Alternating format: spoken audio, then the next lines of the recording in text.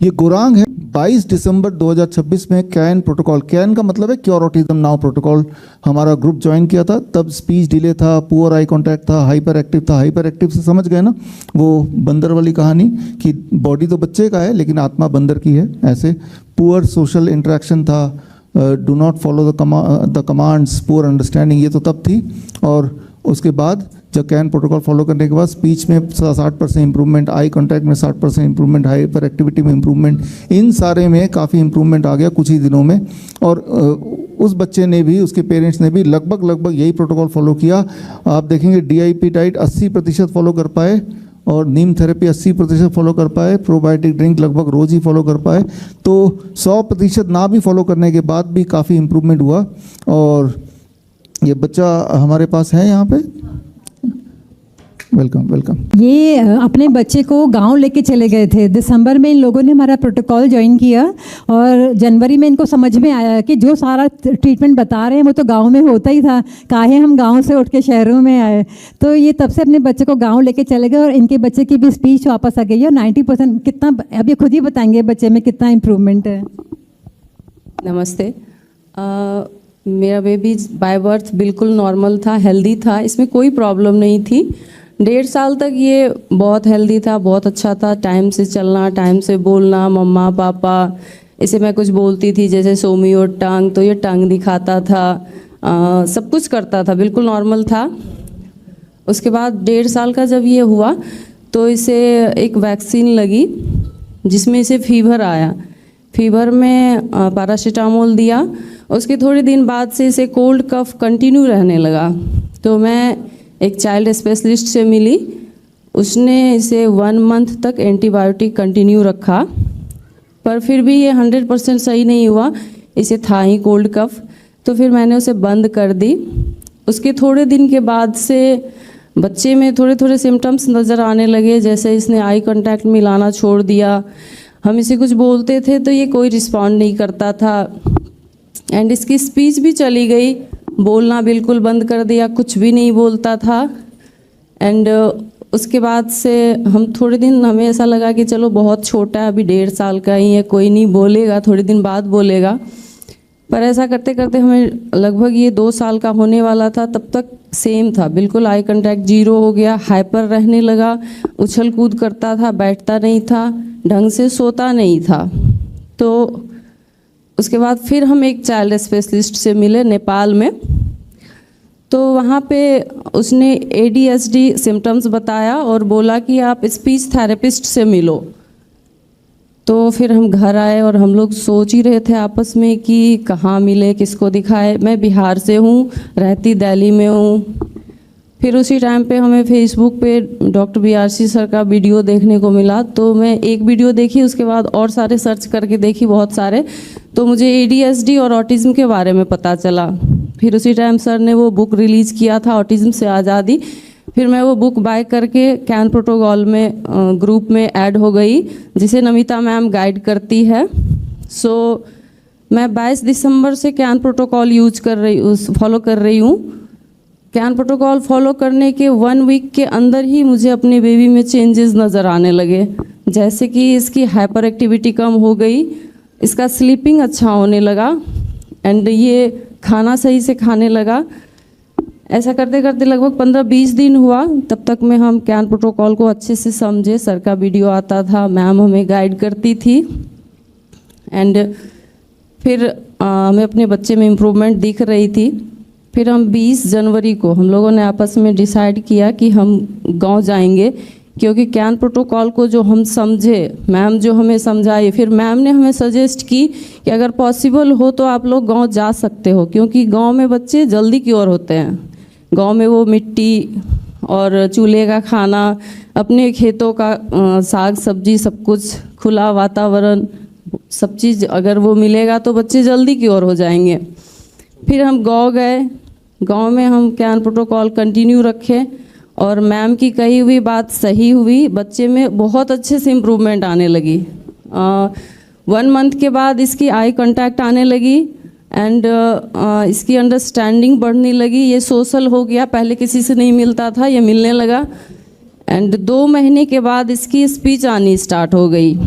सो अभी इसमें 20 to 30 words improve हो चुका है, जैसे मम्मा, पापा, दादा, दादी, दीदी, ये सब कुछ बोलता है। खाना खाना है तो खाना बोलता है।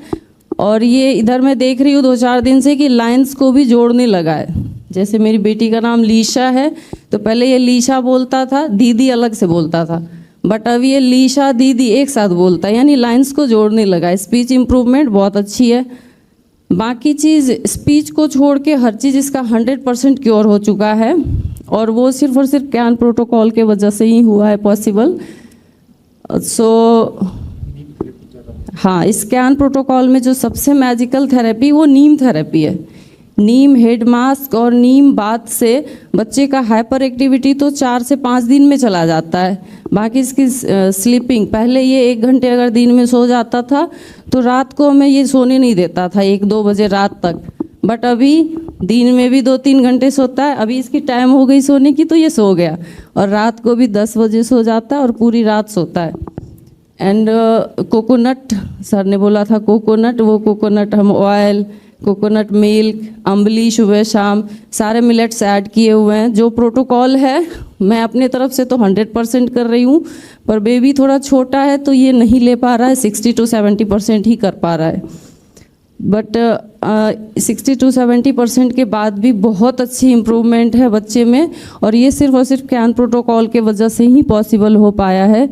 सो मैं BRC sir and Namita ma'am को स्पेशली धन्यवाद देना चाहूँगी कि हमारे बच्चे को आपने नई ज़िंदगी दी है।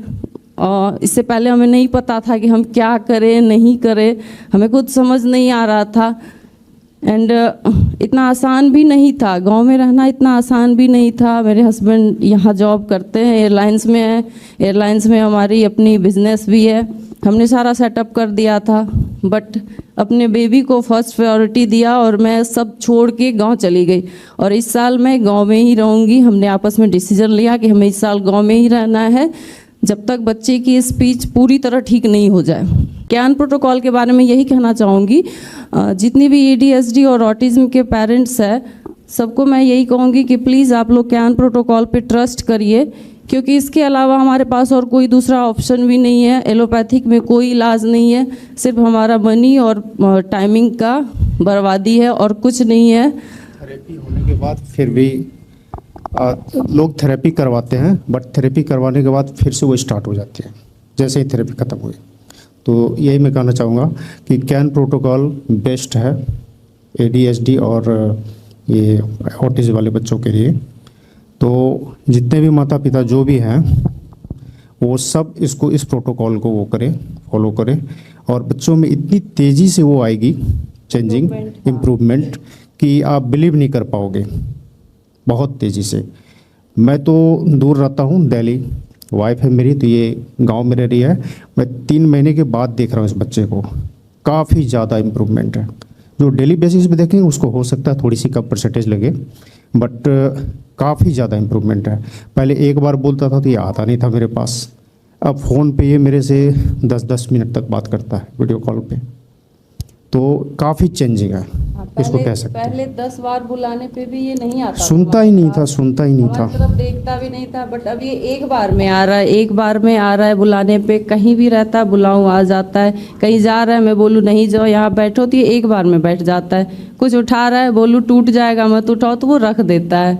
मतलब इसकी, और सोशल भी हो गया है, जो भी आते हैं उससे ये तुरंत घुल मिल जाता है, उसके साथ खेलने लगता है।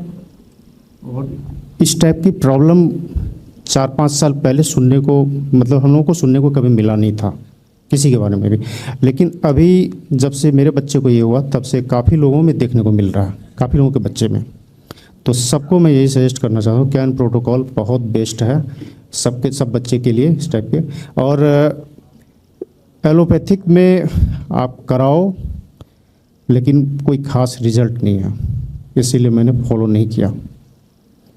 हर जगह से हमें यही वो मिला। हमारे खुद के रिलेटिव थे, हैं अभी भी, वो स्पीच थेरेपिस्ट है, ऑक्यूपेशनल थेरेपिस्ट है, उसने भी इनको वो किया, उनसे भी मैं बात करी, उनसे जानना चाही तो वो बोली कि देखो हम थेरेपी तो कर रहे हैं, बाकी सारा चीज़ तुम्हें खुद ही करना होगा, घर में ही करना होगा। कराया नहीं, हाँ, बट बच्चे की इतनी एज नहीं थी, तो हम लोग ये सोचते थे कि चलो थोड़े टाइम बाद ये सही हो जाएगा, लेकिन उसी से हमें इतनी इम्प्रूवमेंट मिली कि पर हमारे बच्चे के दुर्भाग्य थे कि इस ट्रैप में फंसे, पर हमारे बच्चे के सौभाग्य भी हैं कि सही टाइम पे हमें सर की गाइडेंस और मैम मिल गए, जो हमारे बच्चे समय रहते बिल्कुल इस ट्रैप से निकल गए हैं। अब हमें कोई टेंशन नहीं है, और कैन प्रोटोकॉल के साथ भी हम बिल्कुल कंफर्टेबल है। स्टार्टिंग में थोड़े टाइम दिक्कत आई थी सब कुछ करने में, पर अब कोई दिक्कत नहीं है, बिल्कुल ईजी वे में सब कुछ कर रही हूँ। और उसके साथ साथ हम भी स्वस्थ हो गए। मेरे घुटने में दर्द थी, तो नीम प्रोटोकॉल और सर की डीएपी डाइट से मैं भी सही हो गई, मुझे अब कोई पेन नहीं होता। हस्बैंड को बीपी था, ये 2 साल से बीपी की टैबलेट ले रहे थे। सर के डीएपी डाइट से इनका बीपी का टैबलेट भी छूट गया। इनका शुगर बढ़ गया था, वो शुगर तो 1 मंथ में ही इन्होंने 2 टेस्ट कराया, दोनों नॉर्मल आया। पहले टेस्ट में काफ़ी हाई था, सर का प्रोटोकॉल 15 दिन करने के बाद फिर टेस्ट किया तो थोड़ा कम हुआ, फिर 15 दिन करने के बाद टेस्ट किया तो नॉर्मल से भी नीचे आ गया था। सो डीएपी डाइट और ये कैन प्रोटोकॉल, ये दोनों बेस्ट है। कैन प्रोटोकॉल में बस सुबह बच्चे जगते थे तो मैं नीम देती थी, नीम पी लेता था, आसानी से पी लेता है, कोई परेशानी नहीं होती है। एंड उसके बाद कोकोनट ऑयल पिलाती थी, फिर अम्बली जो रात को बनाती थी फर्मेंट के लिए, वो अम्बली खाता था ये। फिर उसके बाद फ्रूट्स लेता था 12 बजे तक। उसके बाद ये सैलड एंड जो प्लेट 2 में इसका खाना होता था मिलेट्स का ही, वो लेता है। फिर बीच में इसे भूख लगती थी तो मैं ड्रिंक दे देती थी, जैसे कोकोनट मिल्क का या फिर कोई जूस इस टाइप का कुछ। फिर रात को ये 8 बजे से पहले 7 बजे के आसपास फ्रूट्स या वेजिटेबल्स और जो इसका मिलेट्स था वो ले लेता था अम्बली। बस यही चीज़ फॉलो किया है। सिंपल है, आसान है, कोई दिक्कत नहीं होगा। अगर पॉसिबल है तो आप गांव जा सकते हैं, बट जिसको गांव में नहीं है सुविधा तो वो अगर थोड़ा सा टाइम अपने बच्चे को दे तो शहर में भी कर सकते हैं, कोई दिक्कत नहीं होगी, कोई परेशानी नहीं होगी। हाँ, कर सकते हैं। इसमें कोई इसमें बिना कोई भी मतलब दवाई नहीं खानी है बच्चे को, और सिर्फ प्रोटोकॉल से ही और सिर्फ जो खाना खा रहे हैं उस खाने से ही इतना क्योर हो रहा है, ये अनबिलीवेबल है। ये तो मैजिक ही है ना कि कोई मेडिसिन हम यूज़ नहीं कर रहे हैं। सर जो नेचुरोपैथी जो नेचुरल चीज़ बता रहे हैं वो हम अपने घर से ही अपने बच्चे को ठीक कर रहे हैं। इससे बेस्ट और क्या हो सकता है हमारे लिए? कुछ भी नहीं हो सकता। और बाय बर्थ जब ये नहीं था तो मुझे लग रहा है कि वैक्सीन की वजह से ही हुआ ना, वैक्सीन की वजह से मुझे लग रहा है।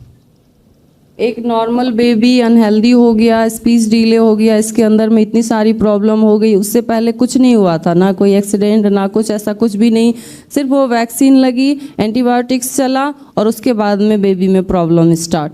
बट अभी हम बहुत हैप्पी हैं, खुश हैं, हमारे फैमिली में अब कोई टेंशन नहीं है। बच्चा हमारा स्पीच को छोड़ के हर चीज़ इसका 100% क्योर हो चुका है, कोई दिक्कत नहीं है। बस मैं कैन प्रोटोकॉल फॉलो कर रही हूँ, आगे भी कंटिन्यू रखूँगी और पूरे फैमिली मेरे हेल्दी रहेंगे। बच्चा भी बहुत जल्द और अच्छे से बोलने लगेगा। सो मैं सर को और मैम को बहुत बहुत धन्यवाद, दिल से धन्यवाद देना चाहूँगी। Thank you so much ma'am and sir. और एक ये फ़ोटो और है, इसमें आप देखिए कि बच्चे के यहाँ पर बॉयल था। तो ऐसे बच्चों की बॉडी पे बहुत सारे बॉयल्स हो जाते हैं क्योंकि इनके शरीर में बहुत गर्मी होती है। आप साइड होंगे थोड़ा तो, मगर मैंने इनको यही बोला कि आप घबराइए मत, आप बस हमारे प्रोटोकॉल पे फोकस करिए। तो किसी बच्चे को अस्थमा होता है, किसी को बॉल्ड हेड होता है, कुछ भी कोई भी प्रॉब्लम होती है, कैन प्रोटोकॉल से वो 1 महीने के अंदर अंदर ठीक हो जाती है। तो यही मैंने इनको फेथ दिलाया कि आप बिल्कुल फोकस मत करिए। और आप देखिए जब हमारे से ये जुड़े थे तो ये इस तरह का इनका पेनिस था और अभी वहाँ पर वो फ़ोटो में बिल्कुल नॉर्मल है।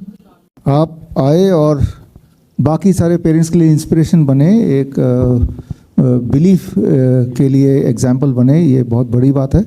और आपके लिए एक स्मृति चिन्ह हमारे आज के chief guest Meenakshi ji please आएँ, उनके हाथों से आपको लेना है।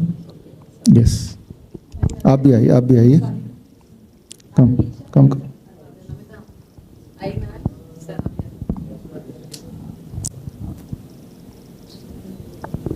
थैंक यू, धन्यवाद, थैंक यू। बड़ी से बड़ी बीमारी का आसान से आसान इलाज घर बैठे ही हो सकता है। अधिक जानकारी के लिए कांटेक्ट करें नियरेस्ट drbrc clinic@home।